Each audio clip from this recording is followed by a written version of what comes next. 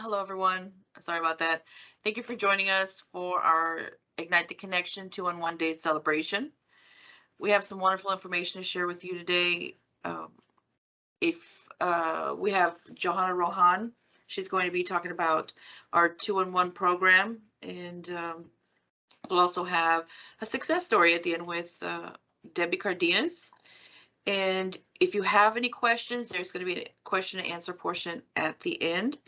So if you think of anything, you can definitely ask that at the end. And if you don't think of anything at this particular moment, don't worry about that. Just send me an email and I'll get that information for you, that question answered as soon as I can. So um, let me see. And whenever you are ready, Johanna, you can go ahead and start your presentation.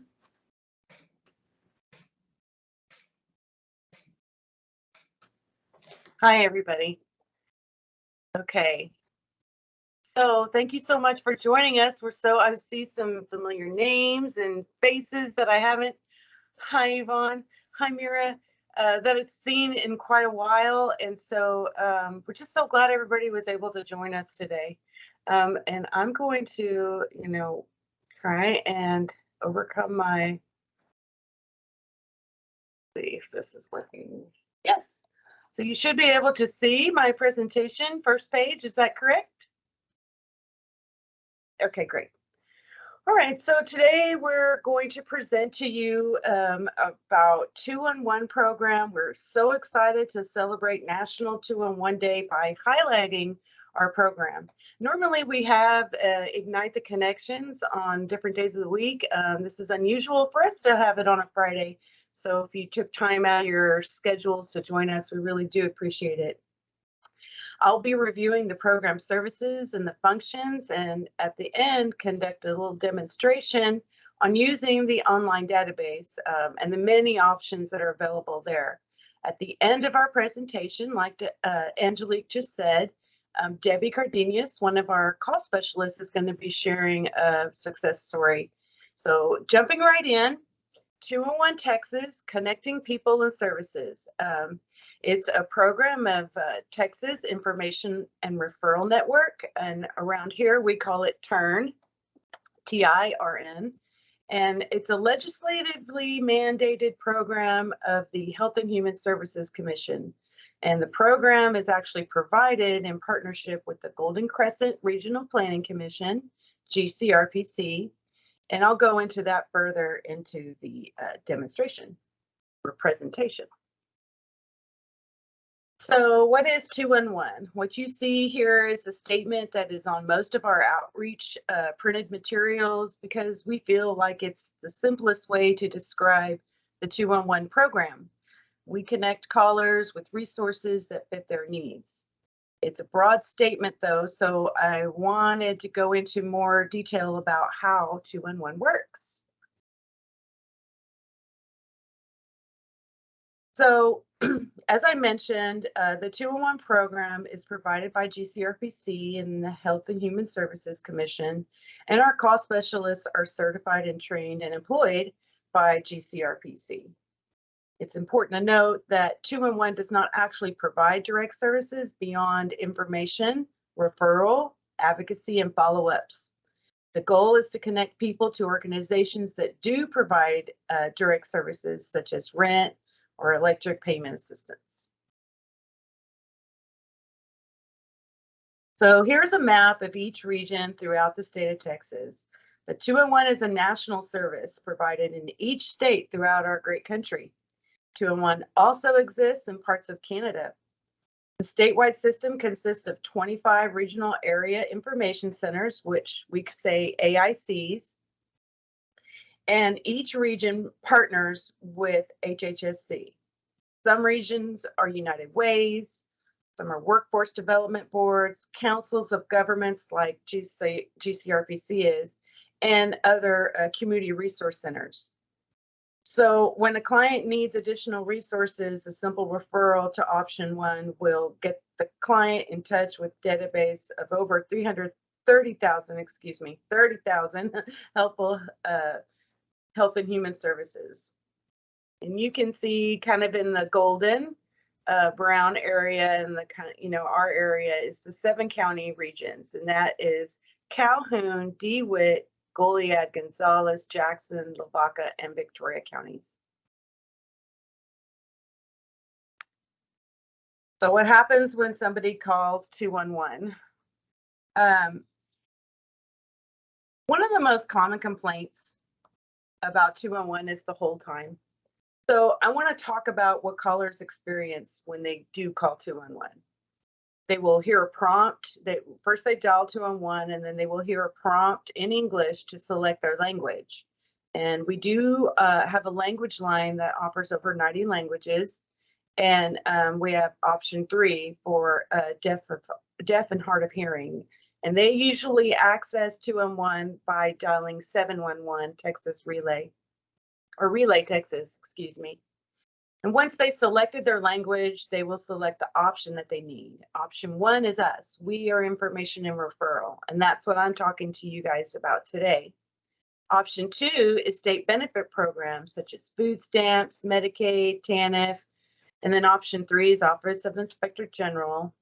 And option 4 is for transportation assistance in times of evacuation.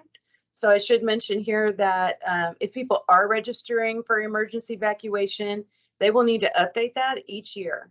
And the registry is managed by the Texas Department of Emergency Management.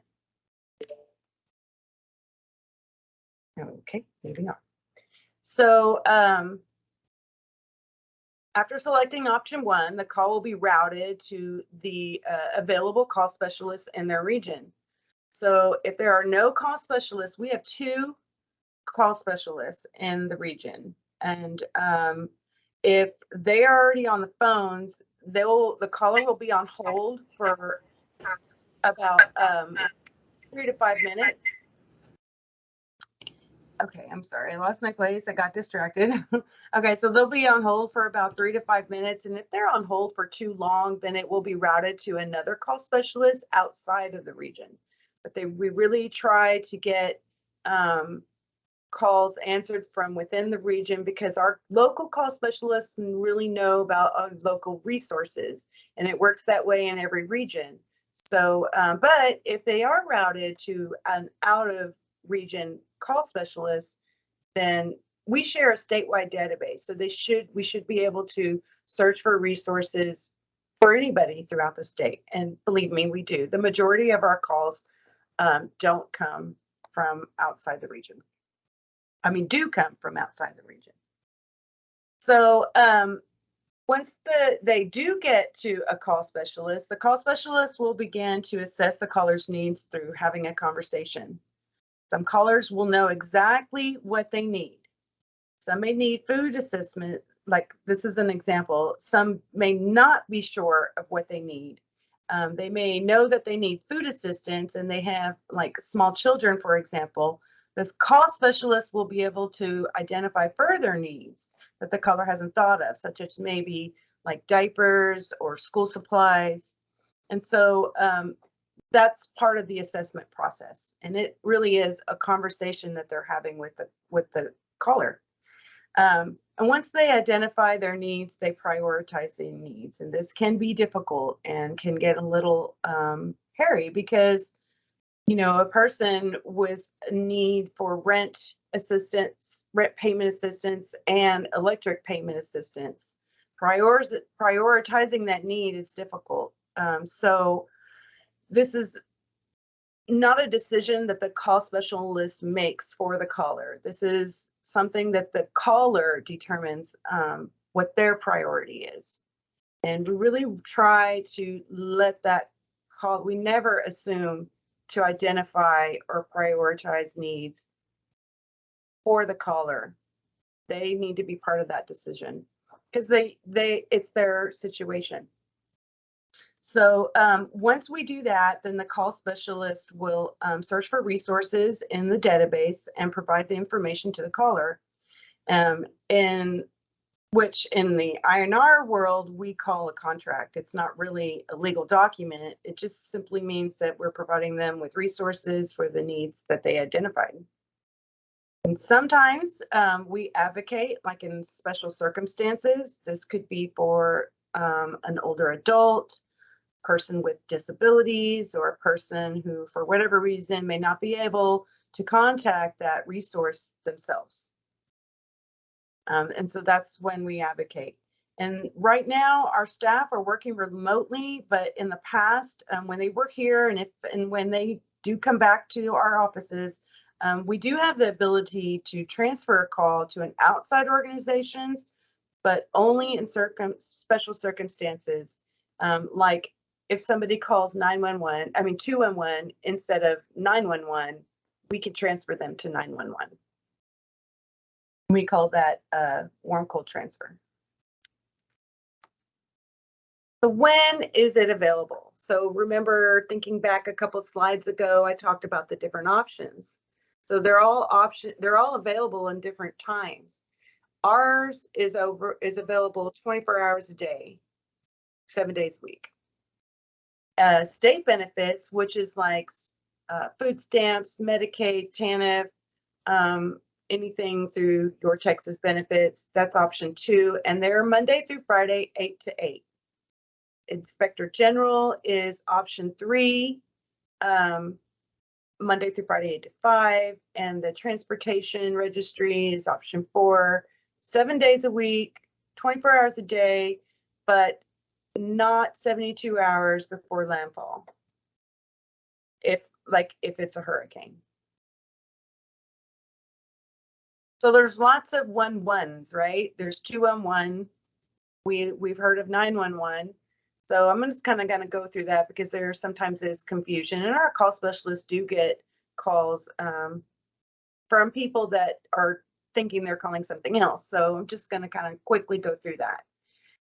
So today we're talking about 211. There's also 311, and it's not always available in every city, but that is a non-emergency city number.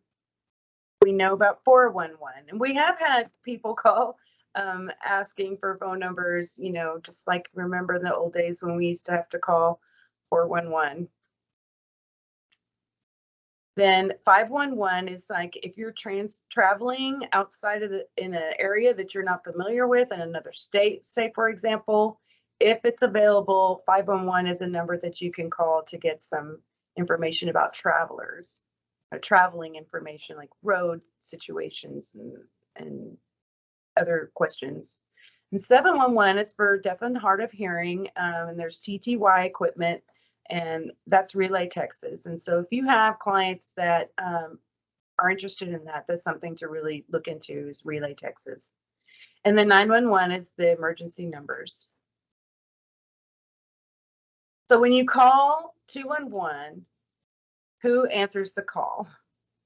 Okay, so our call specialists, they're trained and certified through the Alliance of Information and Referral Systems, and we say AIRS.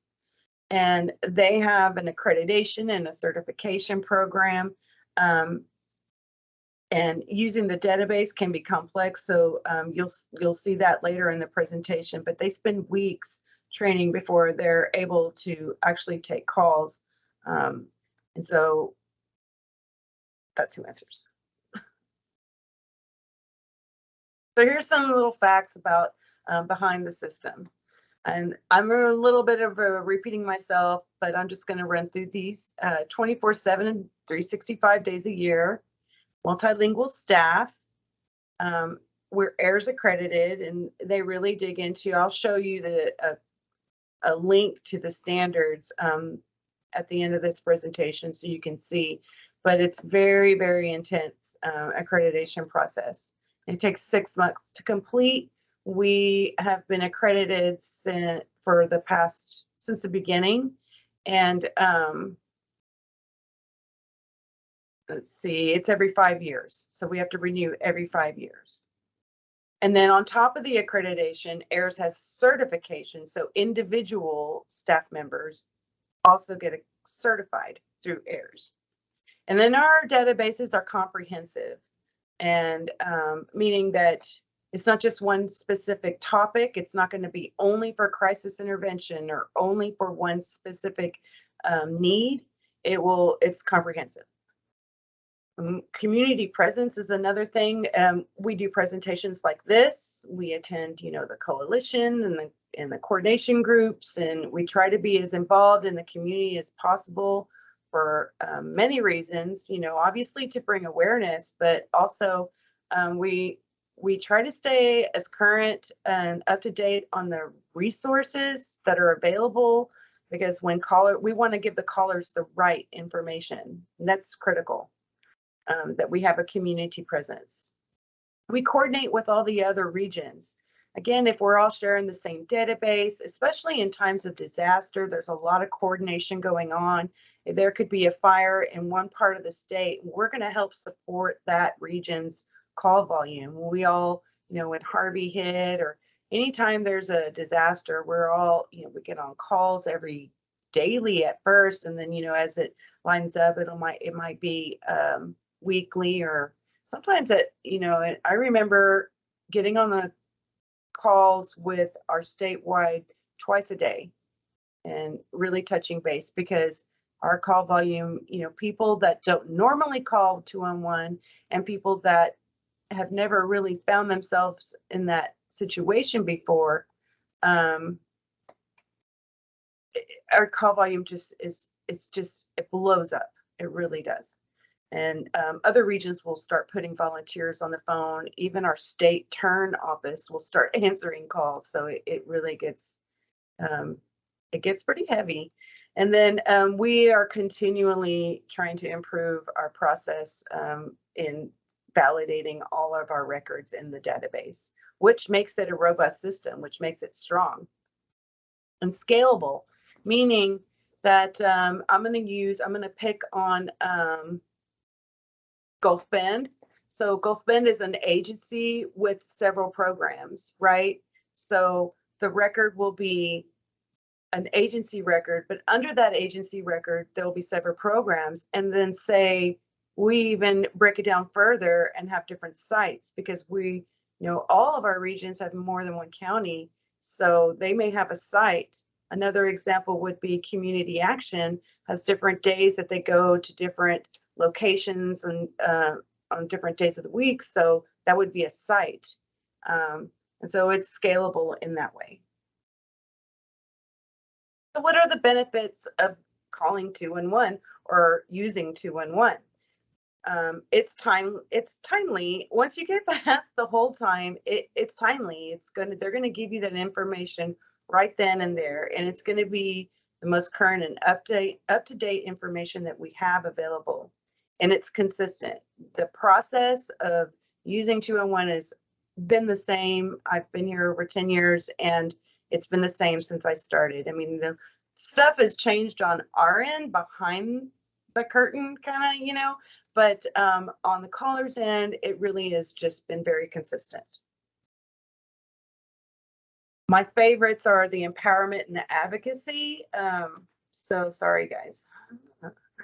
My favorites are the advocacy, the really empowering the caller to take control of their situation and let them follow through with their referrals and empowering them is really going to help them to be able to, rather than have us continue. But we will advocate in situations where, it's that they need it. And even if they request it, sometimes, we may not be able to, but if they qualify, and we don't have a list of qualifications, but it really is just a call on a decision that the call specialist makes based on their conversation and the assessment process. And then we do conduct safety checks. An example would be domestic violence calls, child abuse calls, those types of situations. We will do a safety check, and there are procedures in place to make sure that while we conduct those safety checks, that they, we're still protecting them during the follow-up. And then it is efficient and accessible 24 hours a day in many languages. And so we feel like that accessibility is definitely a benefit. So I'm not going to read all these to you, and these are just some examples, but really you would just be amazed at the list of needs. We call it our taxonomy. It's just an indexing system, but it's just a wide variety of needs that people call for information about.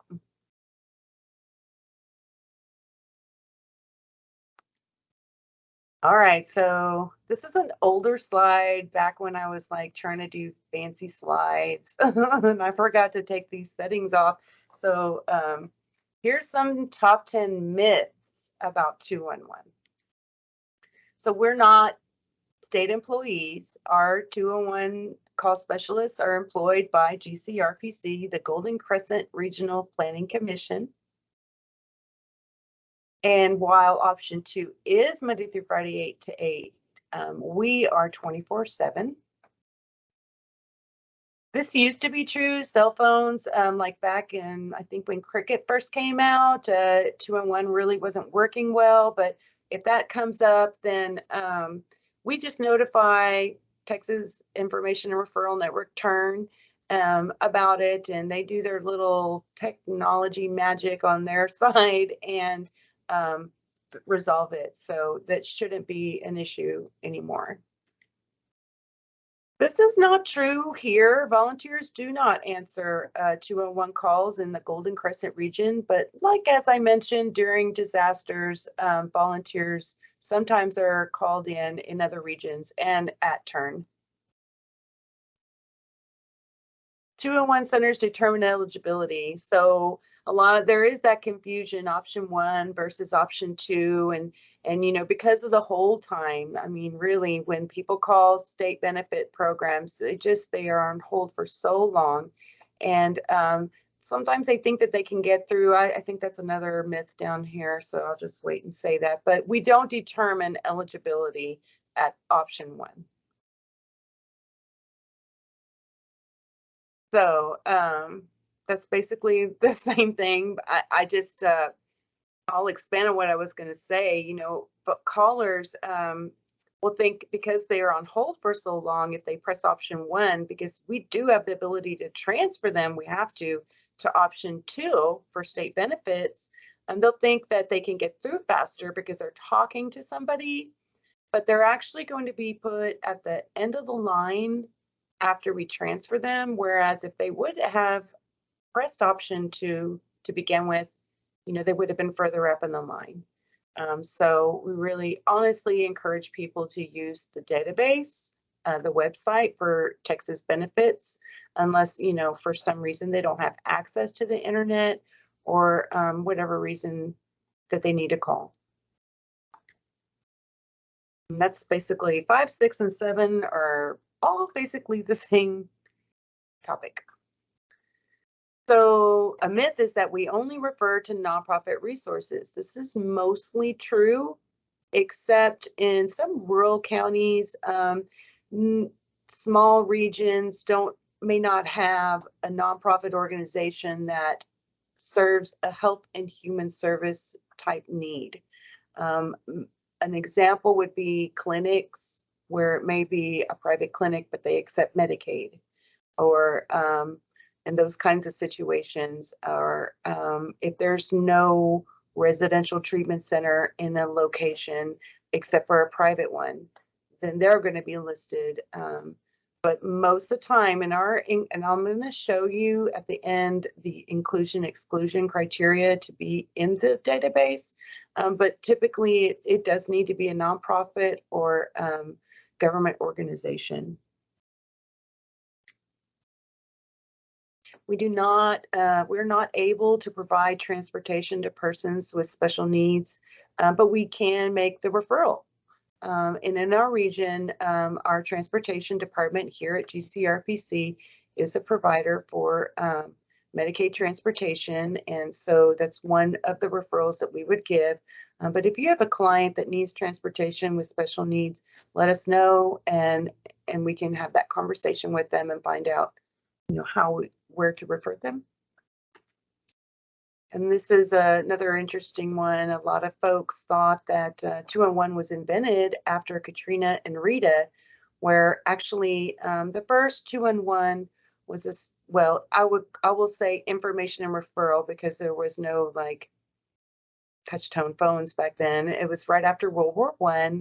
There was a Veterans Information and Referral Center in New York City, and that was the first recorded information referral center in the country. But we all know that people probably, knew about the different ways to find information out. And that's the thing, right? Is that this is the one-stop shop. Hopefully, our goal is to be very comprehensive, like I said, and provide that information. Okay. So as I said, our database is comprehensive. These actual numbers are not correct. We have more than 1,100 agencies and 1,700 programs now in the database. But that number fluctuates because organizations may lose funding, so it gets taken out of the database, or they may gain funding and we didn't know about it yet, so it's not in the database yet. So that number can go up and down. And then people can search 211texas.org. So here's some data for our region that I wanted to share with you guys, a little comparison. You can see that, in 2020, our call volume just really went up, especially, obviously with COVID. And I wanted to also draw your attention to our statewide calls are really significantly higher. And we just really have just provided a lot of support to the state, other regions in the state, and to answer their calls and provide that information. And thank goodness that we have a statewide database that we can give them that information. And in our database, we can actually break that down into cities. And, if you want information about that, let me know. And I can get that to you. Right, so here's some information about the top requested needs for 21. I said this almost several times. I lost count how many times I said this last year, but since the beginning of COVID, we had never seen drug use disorders in our top 10. And I wanted to just point that out, that this is something that we're getting a lot more calls for than we usually. It may not seem like a lot, 17, but from 0, it just was never there before. It was never present. And so it's just something that was interesting to me. But rent and electric payment assistance have consistently been our top most requested needs, with the exception of during disasters. We may get other needs, but those are temporary. The rent and payment assistance, I know I'm probably preaching to the choir. You guys know this. You know this about your clients. For contact information, you can contact me or Diana Rodriguez is our database manager, and she's on the call. I'm going to let her wave at you in just a minute. But if you want to update your database or, your record in our database, you have some changes or any kind of question about the database, Diana is your guru. She knows all about it, and she will be able to assist you. All right. So. Awesome. Okay, Diana, would you wave? I'm sorry. Oh, go ahead. Hi, everybody. I'm Diana. I'm the one that updates all the records and contacts every agency once a year to make sure that we do have the most up-to-date information for all of our callers. And it's very important that I do have that contact. I do try to email 211 verifications at GCRBC once a year. And, and if I don't have a, call, an email back, I'll contact people by phone and just, to make sure that we are updating and giving the correct information for our region. So I just want to thank everybody for for everything that y'all do for our clients and for just, being there to support me, our call specialists the correct information for the callers. So thank you for helping us beat 211. Yes. Diana is really diligent about trying to stay up to date with all of our resources. And we've even gone out when we couldn't get a hold of people, gone out to visit them in person because, we just want to make sure that, it really comes down to the caller and their needs. And we really want to make sure that they have the best information that will help them. Yes. So I'm going to attempt to do this demonstration on our website. Let's see if I'm doing this correctly. Okay, so this is what you would see if you did 201, if you went to 201texas.org. So when I first opened this, my first inclination is just to start searching right away. But I wanted to show you at the top left-hand corner for folks that maybe for some reason, if they can't dial 211, there is an 877 number that they can call also. And it's right, the 541-7905. 877-541-7905 is the 877 number. And then I also wanted to show you that right here, there's the COVID information. If you're looking for a testing site, will take you to a GIS mapping tool to be able to look anywhere in the state because, again, it's a statewide database. And then vaccine information. You go over here to About 211. I'm just going to take you to this link real quick because I think it's really good information. This is a little narrative about what 211 is, and you might see where I stole some of their language for this presentation. And then there's like videos, one in English, one in Spanish, just kind of like explain 211. And then there's the 211 counts. Now, this right here that link is not working properly, but this is. So if you are, and I'm going to show this to you because you may find this beneficial if you're looking for data, you're working on a project and you kind of want to know about the needs or some kind of information. There is even some census data on here for you guys to use and utilize. It's available. It's a statewide thing. Let's see. It's loading. Okay. So this is all statewide data right here. And then there you have the map. So it's just like any kind of report that you would run from any kind of database. Just go down here. I'm going to pick on DeWitt County.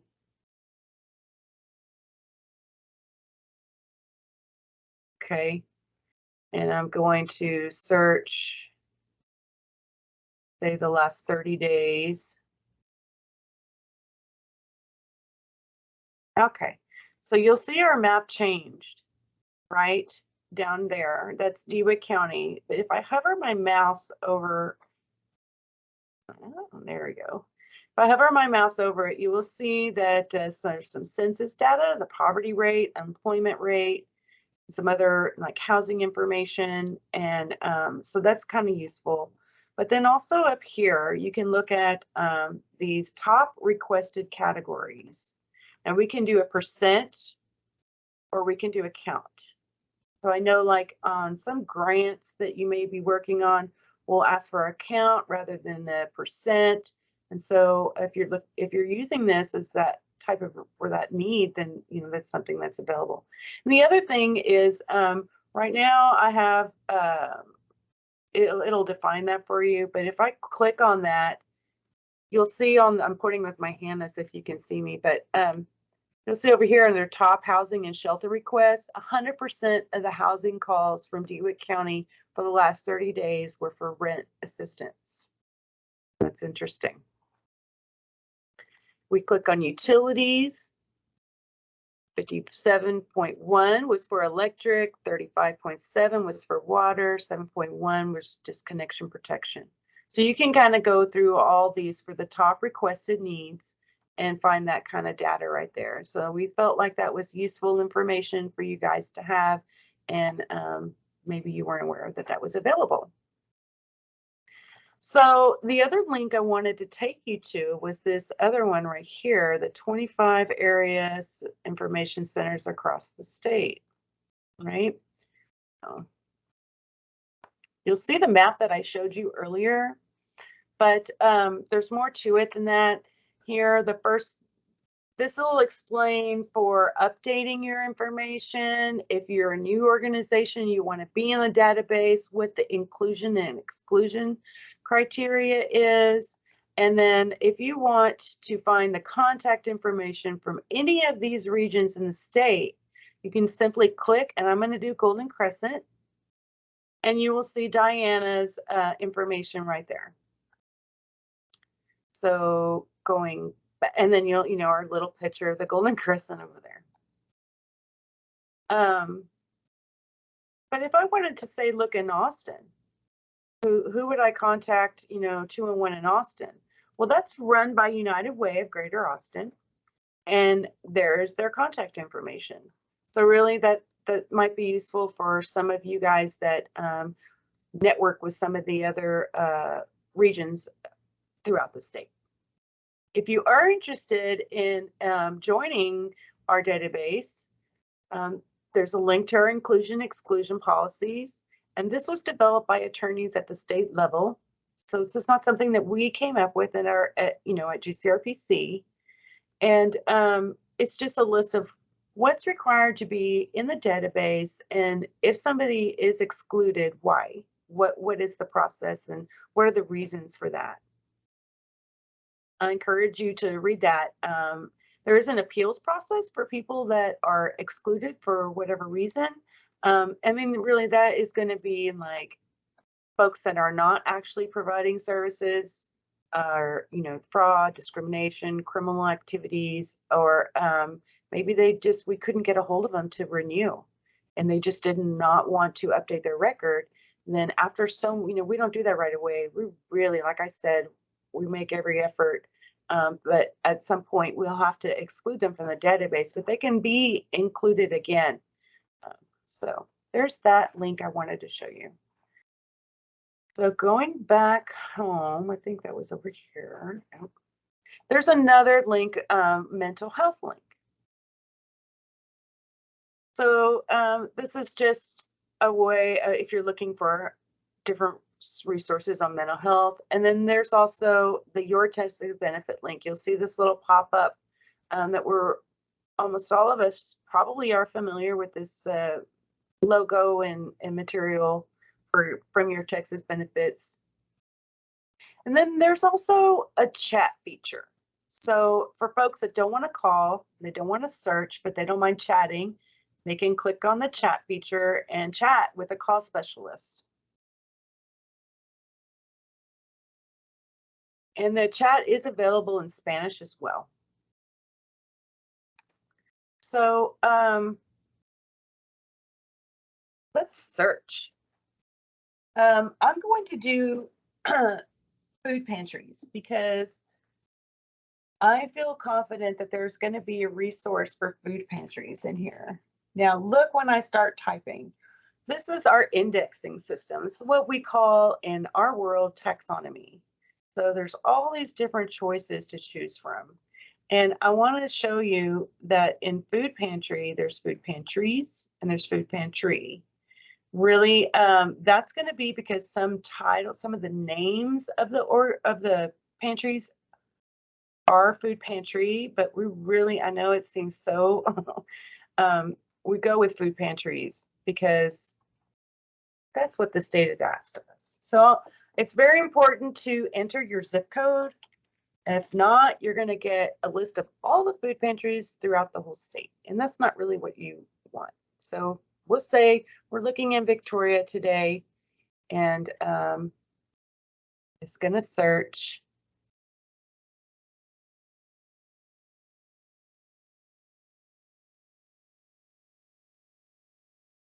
sorry, dead time. And this is what the callers experience sometimes when they're on the phones with their call specialist too. You know, they may not know why the call specialist isn't talking, and it is usually because the system can be a little heavy. So here's a list of the food pantries geographically the closest to the zip code that I entered. And then if I scroll all the way down, you know, see all these page numbers, it gets farther and farther away from the 77901 zip code. So I can click on here and it will open, or if I wanted to look at E, which is St. Patrick's Church, it'll pop that up. Now, if I wanted to open the record and find out more information, see the ellipses at the end, we don't know what it says. So we can just click on it and open the record. And here it's going to give, this is a food pantry at Victoria Christian Church, and it provides number of stables to seniors. So it's going to give you a description, the hours of operation, their address, their mailing address, some eligibility requirements, and you know, whatever other information they've provided us. And if you will see that the agency is Victoria Christian Life Church. And remember when I was talking earlier about it being scalable, the program is basic needs. Every agency, it's required in our database that every agency has a program also attached to it. So sometimes the name of the program is going to be something like this, like basic needs. Sometimes the name of the program is the same name as the agency, but there's two records because that is what the state's required. Now, if you want to print this out or make a PDF and send it to somebody, you can do that. I've done that for folks that have called and asked for resources for something, and I'll look it up, I'll make the PDF and I'll send it to them. So that's an option you can do too. So going back up home, I wanted to show you, just because, but I don't really recommend it, is using the guided search. This is just a little bit more difficult to navigate. Don't forget to enter your zip code, but it's just a little bit more difficult to navigate. I was looking at healthcare, and you see this. I was trying to pull up yesterday our veterans clinic. Now I know for sure we have a veterans clinic because it's in the same building that I'm in, and it took me a little bit to find it. But if you go through the first method that we searched, it might be a little bit easier. But I do think it's worth mentioning that there is a guided search. So the first thing that came up was this VA out in South Texas Veterans Clinic, which is A, and where is A? I don't even see A.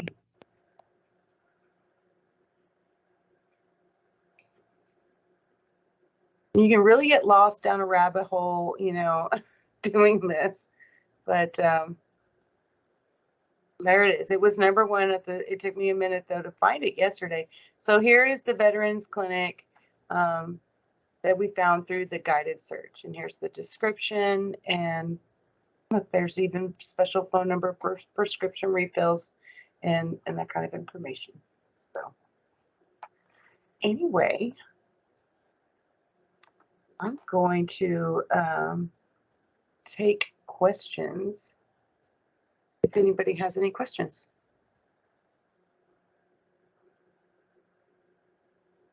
Well, I thought that was All pretty right. interesting. You know, I didn't know about the 511.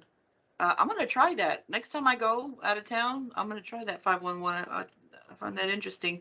You know, you'd think I'd know because I work in this area, but I've never heard of it before. So I think probably, I don't know if anybody's ever used that on here, but I really want to look and see what that's all about. So that's pretty interesting. Thank you for that, Johanna. If nobody has any questions right now, not to I have worry. a question. You do? Okay. Yes. Right.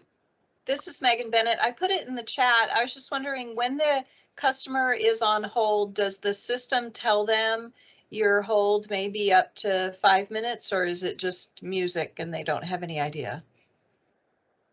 Diana.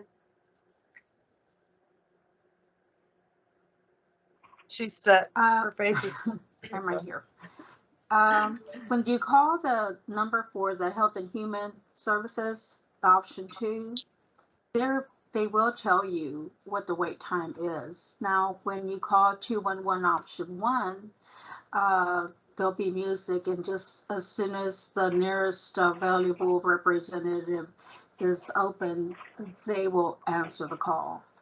Okay, so it doesn't give you when you're calling for information or referral, it doesn't give you an idea of how long your hold will be. No, as soon as someone is open, that Okay. call is answered. Thank you. Mhm. There any There- other questions? There were a couple questions in the chat. I don't know if you want I to don't, look at those. I don't see Yeah, that. looking- I pulled it yeah, up. I I'm guess looking at it. I see join the chat, but I'm not seeing any I'm gonna questions. send Angelique a copy of the PowerPoint. And yes, I'll show you my contact information again. Here, let me do that. I didn't close it, so.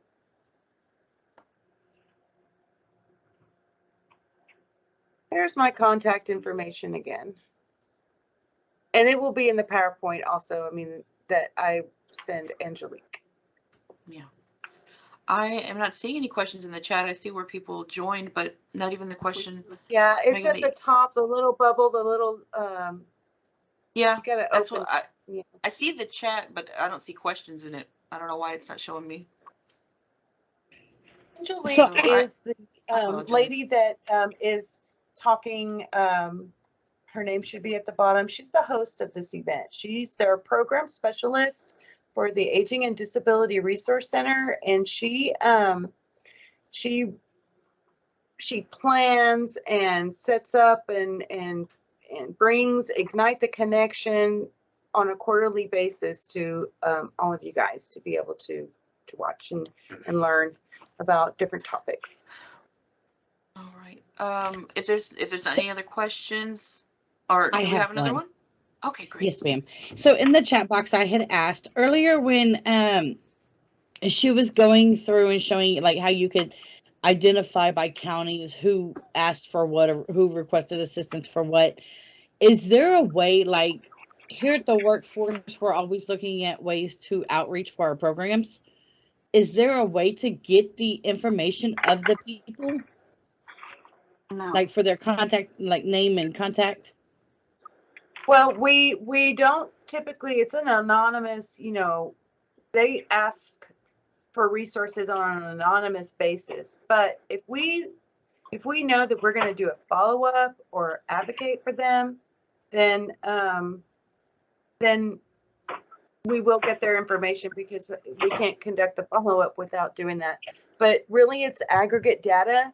We will get demographic information like their age, veteran status, gender, just basic demographics. But as far as like their contact information, unless we're doing a follow-up, we typically don't do that. Okay, thank you. Mm-hmm. All right. Do we have any other questions? And I'm sorry, I can't see the questions in the chat box. I don't know why. I have the chat box up, but it's just not, I don't see any questions in there, so I apologize. Are there any other questions? So I'm looking for Debbie. I don't see her name popping up as an attendee. Are you here, Debbie? Yes, I'm here. Okay, good. Awesome. Well, Debbie is going to give us a success story. So Debbie, whenever you're ready.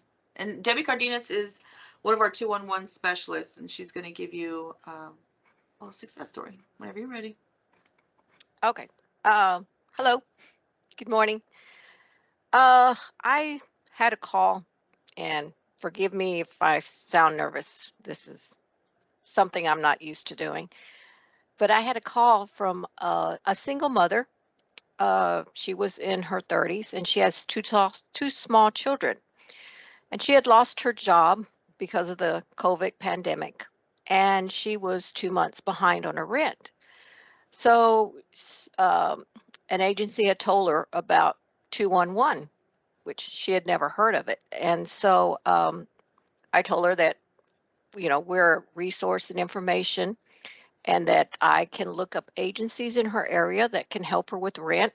And so she had been looking for employment because, like I said, she was 2 months behind on her rent. She had been looking for employment, but with her children, she had to look for a job that fitted her schedule for taking care of her children, for the people that were taking care of her children. Anyway, I had given her 4 references for her rent because her landlord had given her like 2 weeks to come up with the rent or she was going to be evicted. And so I gave her those resources, and I did a follow-up on her. Normally, we don't do follow-ups on people that are out of our region, but I went ahead and did a follow-up on her because of the small children that she had. Well, 2 of the resources that I gave her for rental assistance, they helped her out, but one of the referrals also offered her a job. So she and they were willing to work with her schedule for her daycare. So she was really happy that she had called 211, and because everything turned around for her when she called for that assistance. So she did state that she does let everyone know about 211 and what they do. So I was real happy for her. So that's Oh, the, that's Thank you great. so That's much, a great Debbie. story. Thank you so much for that. And I know you probably come across a lot of stories like that. This is one of many that we hear about, and you know, we thank you for telling that story. you're welcome. Was there any? Did anybody have any other questions or anything else that? And again, if you don't think of anything right now, not to worry. You know, you can always email me, and I'll send you all the information. Johanna said she was going to send me the PowerPoint, so I can send that out too. And I'm going to try to have this recording on our website. Let's cross my fingers. Hopefully we'll have it on by within a month or so, maybe probably shorter than that, but we're going to try to have it on our GCRPC website. And I'm going to pop up my contact Can information. I want to interject. I want to interject real quickly. Also, we've been posting the recordings to our YouTube channel because this recording as Teams, you know, some people have had difficulty accessing it because it's a Microsoft product and they have to have a login and, you know, it just gets too much. So our IT is converting it to a YouTube video and we have a channel and we can share that. Awesome. Sorry, let I me. have a question since you said that, Johanna. Will the other presentations be there on YouTube as well? I have to go check and see. I don't know how if he, I say he or IT director, I don't know if he's taking them down after a certain period or not. So I will get back to you on that, Nidra. That's a really good question. We Okay. do have some on our website, on our GCRPC website. So the last few are on there. They're not on the YouTube. Oh, okay. Okay. I'm not Thank you. sure if they're on YouTube. Okay. Also, and I see that we have some new people, and I apologize. I don't think I introduced myself. I know Johanna kind of mentioned it earlier. I am the Aging and Disability Resource Center Specialist. My name is Angelique Rodriguez, and I apologize that I didn't do that before. I was just very excited to get started because I knew we had a lot of information, and I had my contact information on there. I don't know if you got it, but I'm going to put it up again. But if there's not any other questions or anything else anybody has to ask, we'll go ahead and conclude it for today. I want to thank everybody for joining. Thank you, Johanna. Thank you, Debbie. And thank you, Diana, for giving us this information. It was very appreciated. And I hope everybody has a wonderful day. Bye-bye. Thank you. Thank you, guys. Thank you.